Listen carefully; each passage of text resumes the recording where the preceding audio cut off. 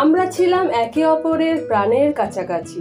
গভীর ছিল আমাদের বন্ধুত্ব, আর আন্তরিকতা ছিল প্রকৃতির মতো নির্মল।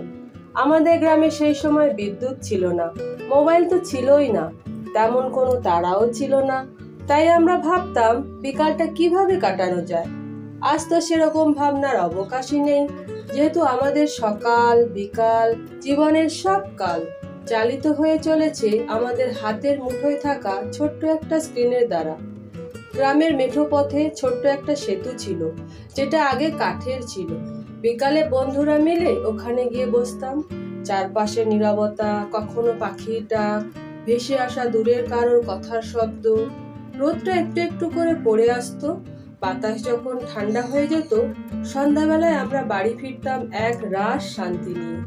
যে শান্তি আজও খুঁজে ফিরি ব্যস্ত শহরের অলিতে গলিতে।